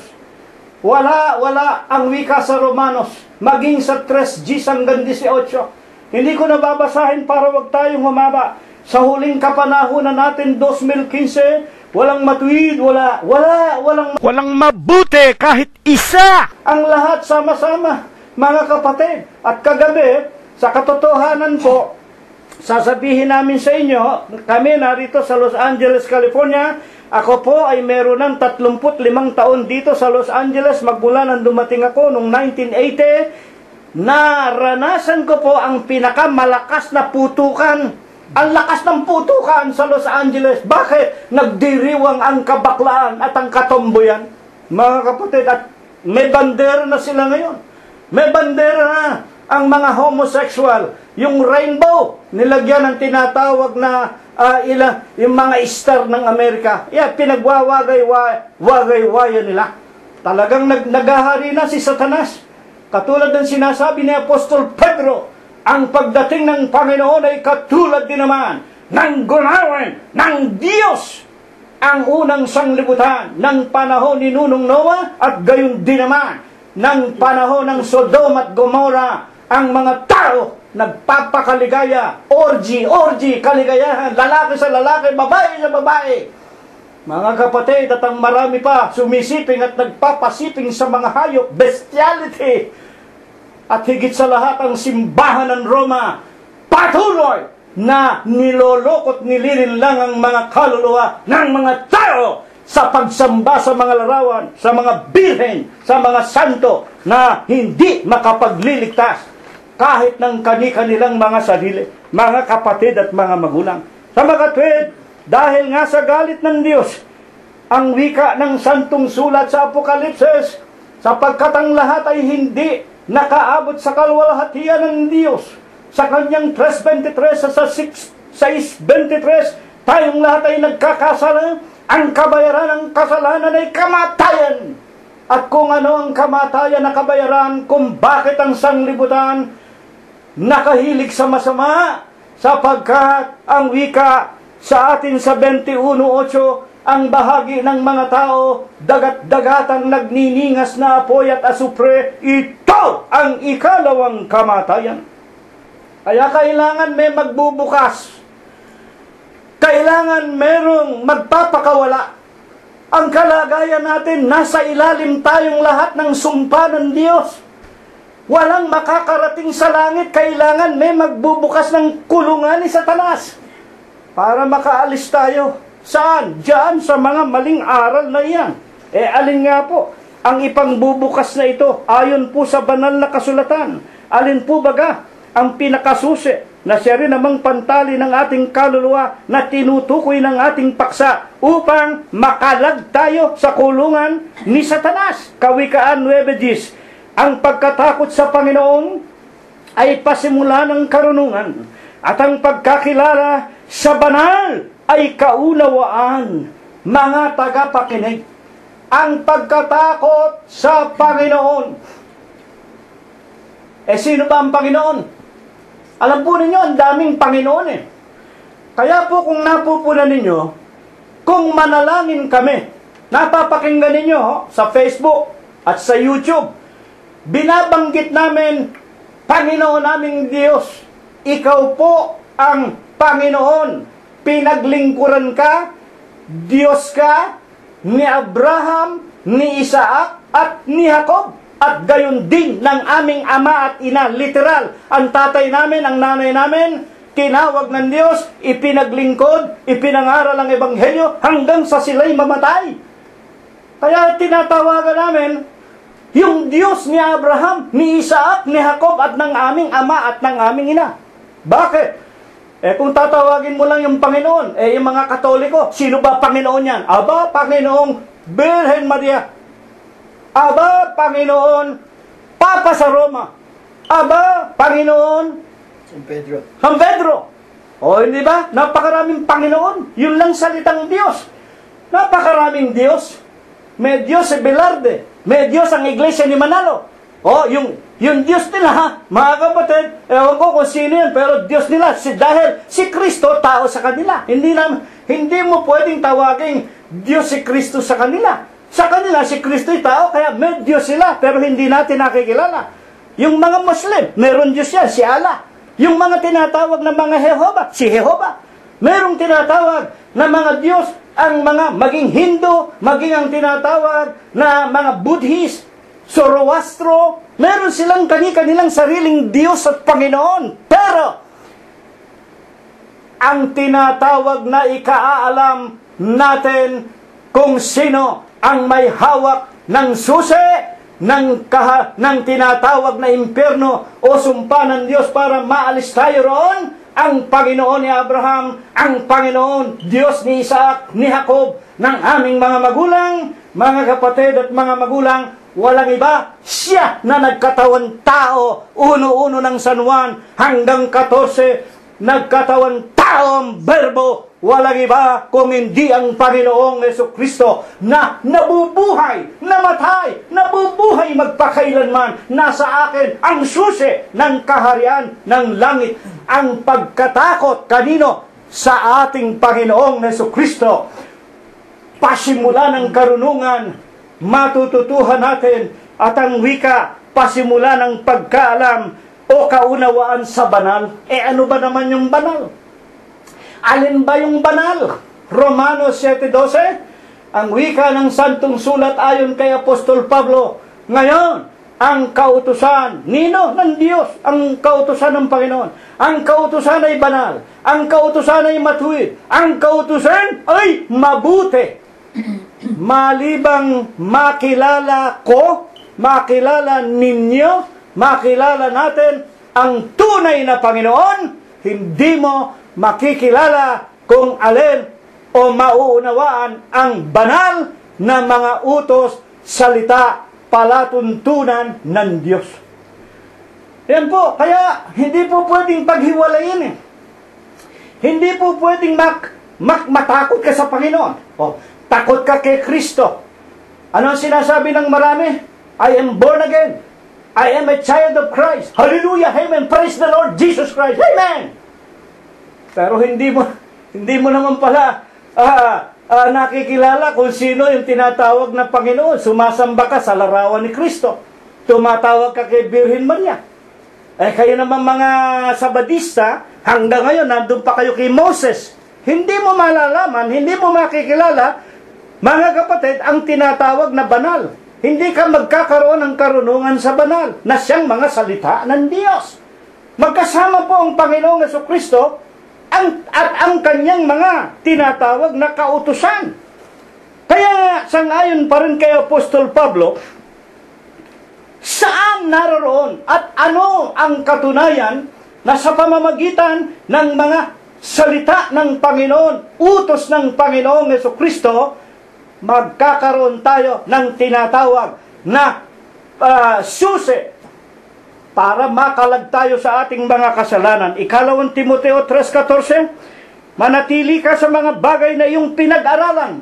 Kaya po kami nag-aaral eh. Hindi po pwedeng ginagawa ng mga Belarde at ng mga iba't ibang mga iglesia at ng mga protestante. Una po, huwag kayong magagalit sa akin. Lahat ng protestante, anak ng Katoliko yan.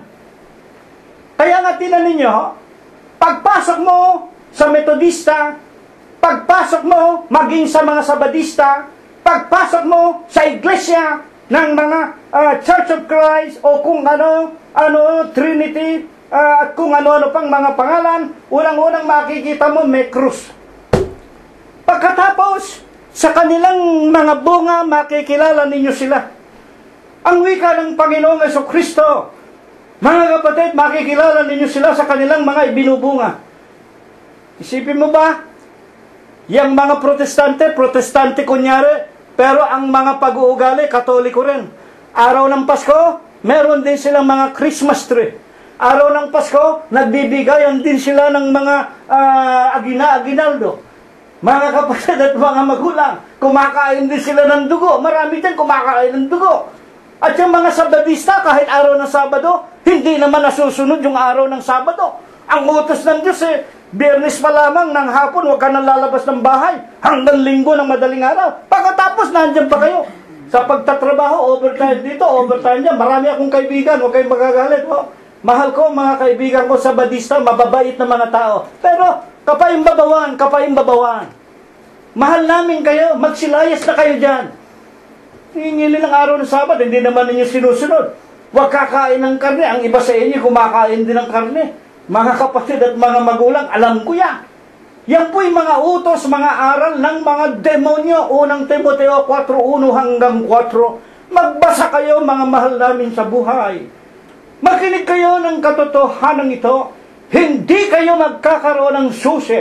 Hindi nyo mauunawa ang katotohanan sa ikatatalag ng inyong mga kasalanan kung hindi ninyo kikilalanin ang tunay na Panginoong Jesucristo, ang Diyos ni Abraham, ni Isaac, ni Jacob, ang Diyos ng aming Ama at ng aming Ina, na kanilang pinagtapatan hanggang kanilang mga kamatayan.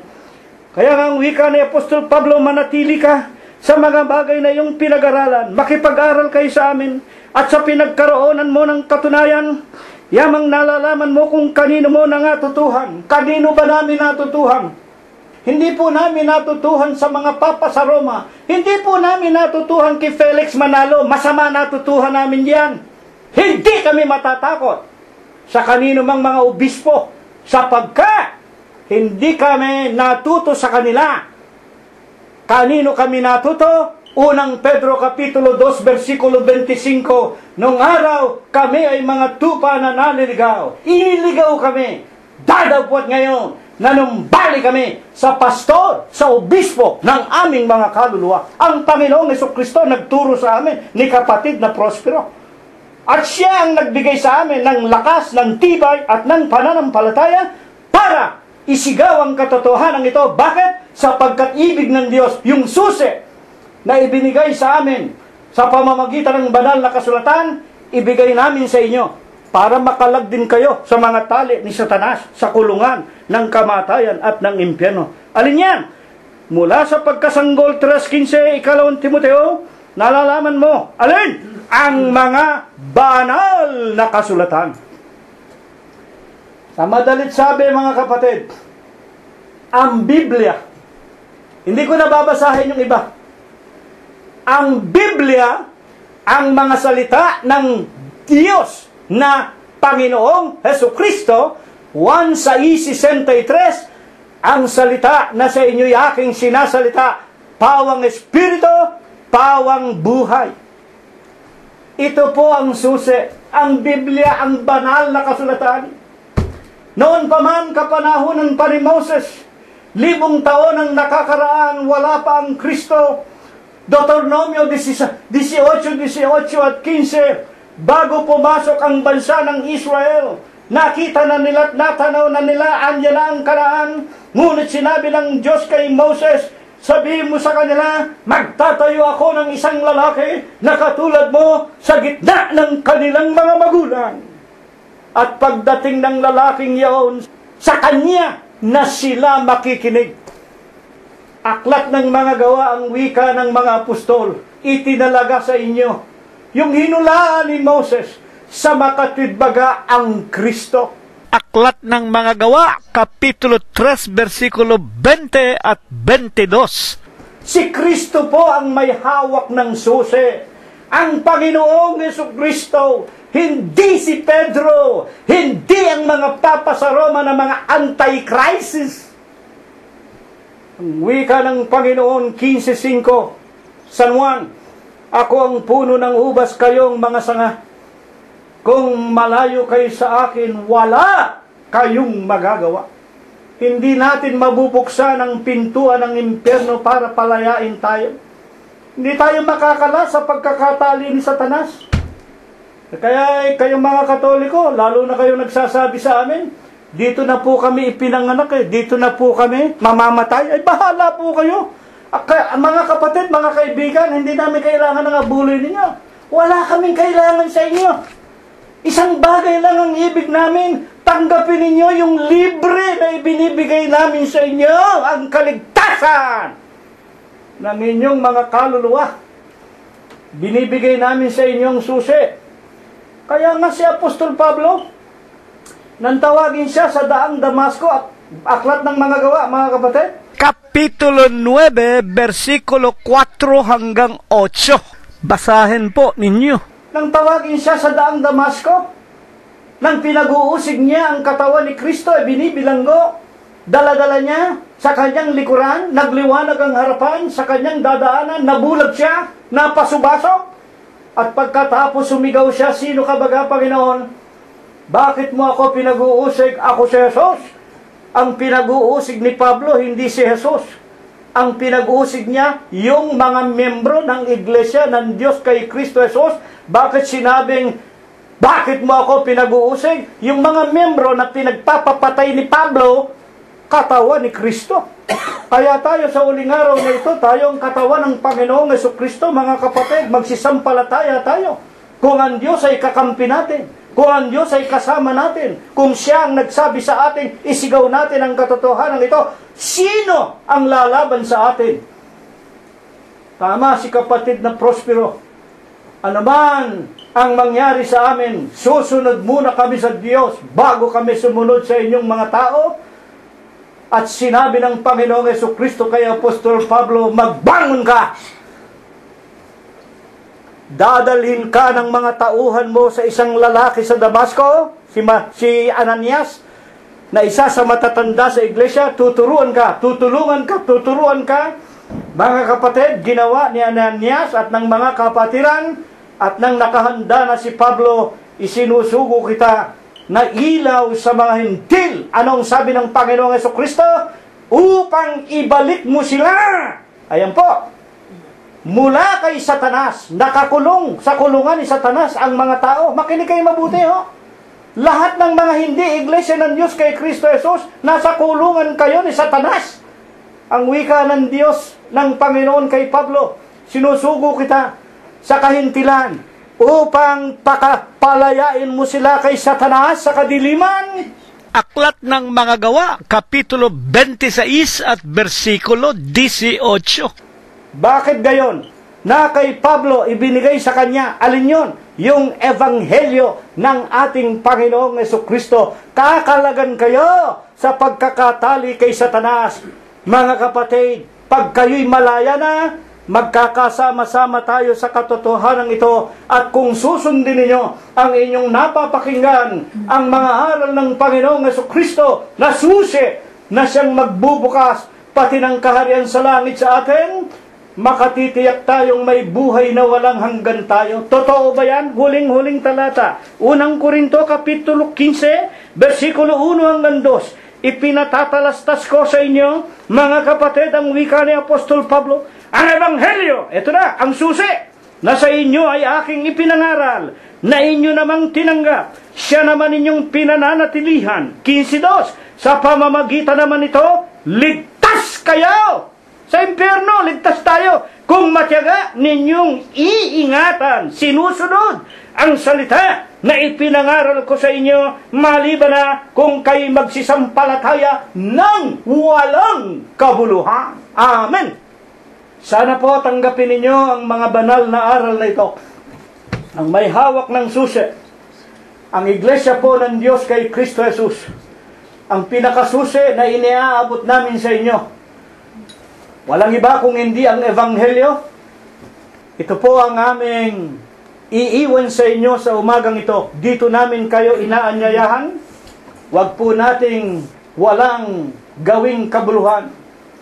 Kung hindi ingatan natin, isakabuhayan natin, at atin pong ipaglingkod sa Diyos ang mga araw na nalalabi sa mandarayang sanglibutan, sapagkat malapit na po ang kanyang ikalawang pagparito. Ito nawa ang ipagpala. Ito nawa ang ibasbas sa atin ng Panginoong Jesucristo, magmula ngayon, magpakaikilaman. Amen. Muli po tayong maghahandog sa Diyos na isang may spiritong awitin. Unang estropa at koro po ng numero 80. At pagkatapos po'y pinakikiusapan ko sa panalangin, pangunahan tayo ni kapatid na Glenda Oka Gonzales. Tatayo tayo, mga kapatid. Sa paglaganap ng kasamaan sa ibabaw na ang sanglibutan. Ang mga tao'y nahilig naman sa lahat ng mga kasalanan. Kapatid ko, kapatid ko, iyong ihayag ang aral na maliligtas sa kasalanan ng lahat. Ito ang lunas.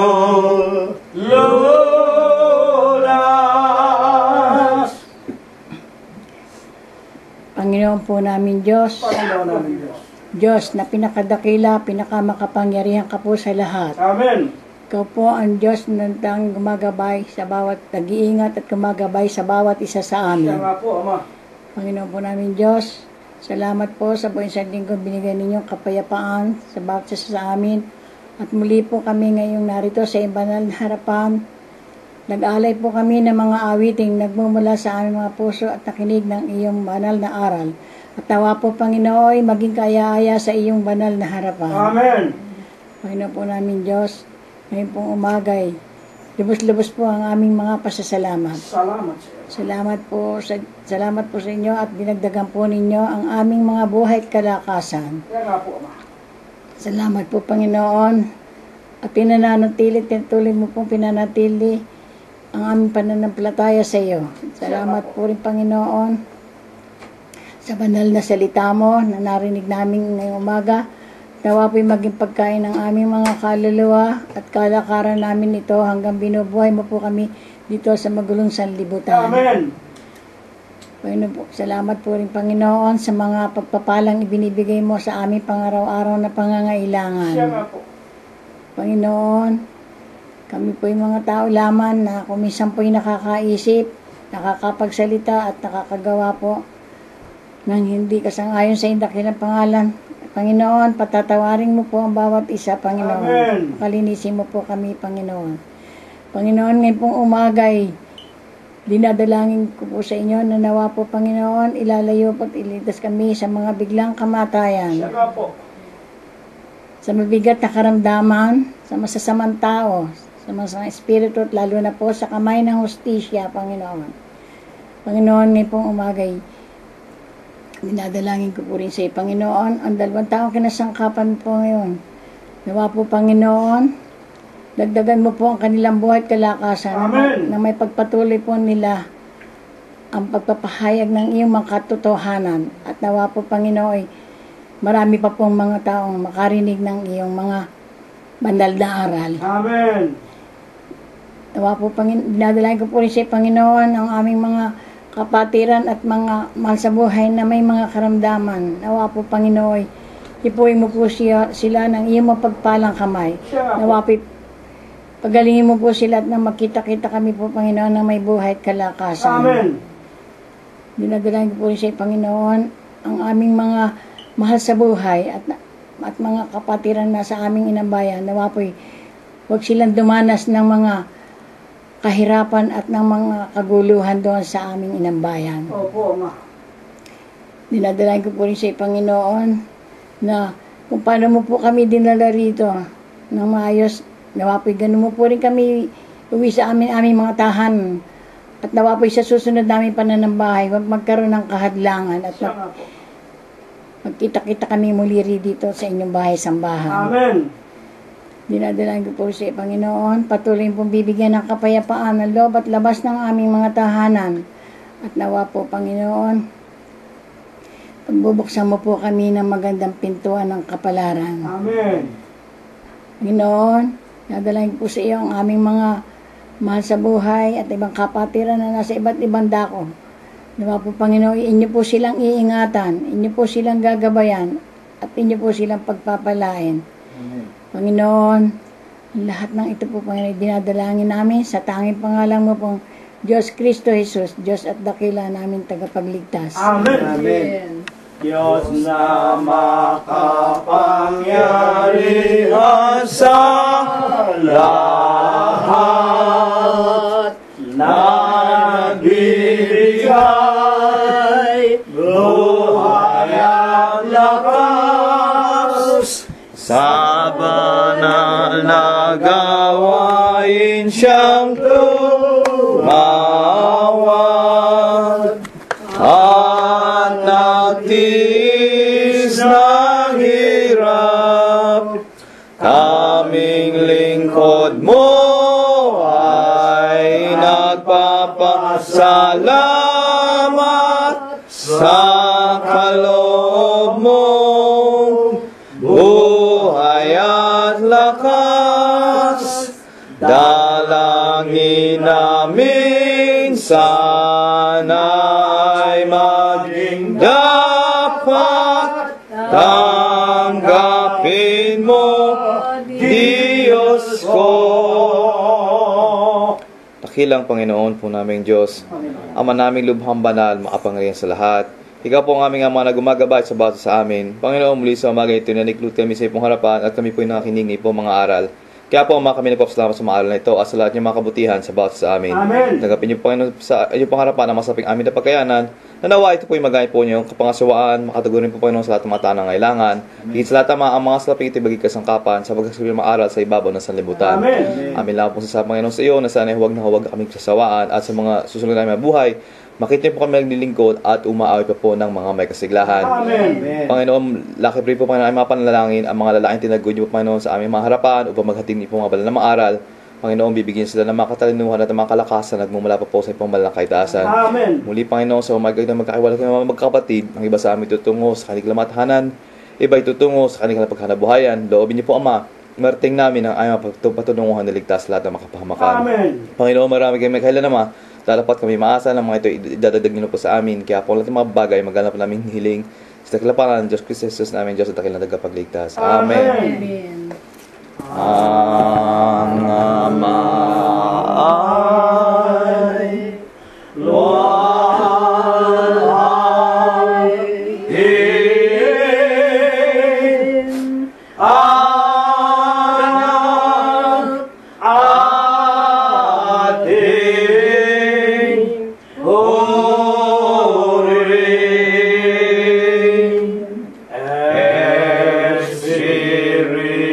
Espiritong mangalip,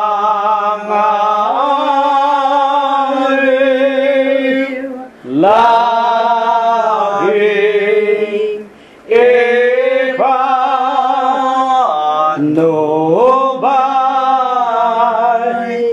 Amen. Amen. At ngayon, sa pagkasangkapan ng Diyos sa kanyang hamak, walang kakabukabuluhang alipin, ay tanggapin po nating mga magkakapatid sa umagang ito ang walang hanggang pag-ibig, ang walang hanggang pagbibiyaya, ang pakikipisan, kaaliwan, pamamatnubay at ang kagalingan. Gayon din ang hindi maulatang banal na biyaya, basbas at bendisyon, pagliligtas at pagpapagaling ng kanyang banal na Espiritu. Ito nawa ang muli niyang ipagkaloob sa ating mga magkakapatid sa umagang ito. Ipaabot ng Diyos hanggang sa ating gagawing mga paglalakbay papauwi sa ating mga tahanan. Sa lahat ng ating mga kabiyak, mga anak, mga manugang, mga apo, kasangbahay at mga kamag-anakan sa laman. Sa ating mga kaibigan, sa loob at labas ng ating mga dampang tahanan, sa paghanap natin ng kakainin sa araw-araw, sa loob at labas ng ating mga dampang tahanan at sa buong kalaganapan ng Iglesia ng Diyos kay Kristo Jesus, magmula ngayon, magpakayi kailanman. Amen. Kapayapaan ang sumaatin, mga kapatid. Purihin ang pangalan ng Panginoong Jesucristo. Amen. Ako kay Jesus hahawak sa aking kahinaan. Si Jesus ang pag-asa at timbulan. Wala na ibang ngalan, dapat tayong pagsaligan. Diyos Kristo, Sus, tunay na tunay, ako'y hawak kay Jesus sa ilalaban. Ako'y hawak kay Jesus hanggang kamatayan. Ako'y hawak kay Jesus, hindi walay ang kamay ni Jesus aalala.